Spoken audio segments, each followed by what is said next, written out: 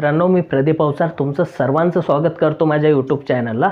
बघा, आपल्याकडे जो आहे ना एक प्रश्न आहे क्लर्क 2014च्या परीक्षेमध्ये विचारलेला आहे की choose the correct article to complete the sentence. म्हणजे वाक्यामध्ये जे आहे ना योग्य त्या आर्टिकल वापरून त्या वाक्याला पूर्ण करायचं आहे। ठीक आहे, आता वाक्य काय म्हटलेलं आहे, ही गोज टू रिकामी जागा युनिव्हर्सिटी एव्हरी मॉर्निंग। आता या वाक्यामध्ये बघा आपले तीन आर्टिकल आहे, ए, ॲन आणि द किंवा the article. A an article केव्हा यूज करतो आपण, सिंग्युलर आणि काउंटेबल नामासाठी, आणि द आर्टिकल कुठं निश्चित नामासाठी यूज केला जातो।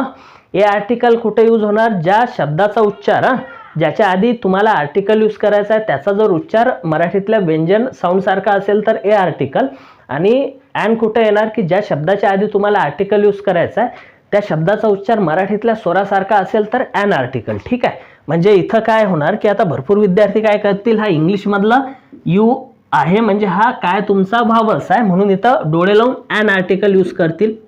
आणि काही काही विद्यार्थी काय करतील, ए आर्टिकल यासाठी यूज करतील की बाबा हा कन्सोनंट साऊंड आहे। आता एक साधी सरळ गोष्ट जी आहे ना इथे एक समजून घ्या गोष्ट, की हे जे युनिव्हर्सिटी जे आहे ना हे सिंग्युलर आणि काउंटेबल नाऊन आहे। आता याचा जो उच्चार आहे ना हा मराठीतल्या कुठल्या कन्सोनंट साऊंड सारखा, म्हणजे काही विद्यार्थी ए पण करतील आणि ॲन पण करतील, पण इथं सिंग्युलर काउंटेबल जरी असलं ना इथं ए किंवा ॲन कुठलंच नाही येणार, तर इथं काय येणार, हे द आर्टिकल येणार आहे। मग आता हे द का येणार आहे ते आधी कन्सेप्ट समजून घ्या।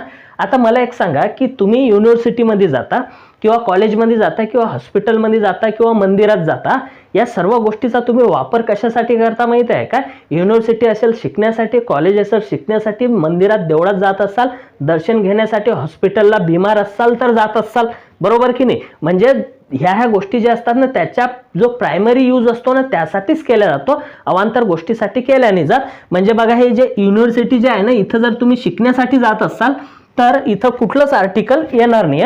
पण जर का तुम्ही दुसऱ्या कुठल्या कामासाठी जात असाल तर मग तिथं काय येणार माहिती आहे का, द युनिव्हर्सिटी असं यायला पाहिजे, कारण की इथं यांनी he goes to the university every morning.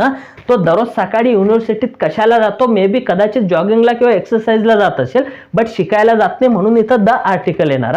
हॉस्पिटलला जर स्वतः चेकअप करायला जात असाल तर I am going to hospital येणार, मित्राला भेटायला बिमार असलेला जात असाल तर I am going to the hospital येणार। ठीक आहे, याप्रमाणे याचा आन्सर येतं जे येईल ना पहिलं ऑप्शन येणार द आर्टिकल, ॲन ए किंवा नो आर्टिकल वाला नाही, म्हणजे एक नंबरचं जे आहे ना तुमचं उत्तर असणार आहे।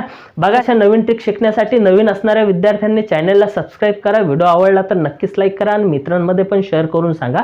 सर्वांचे खूप खूप धन्यवाद माझा व्हिडिओ बघितल्याबद्दल।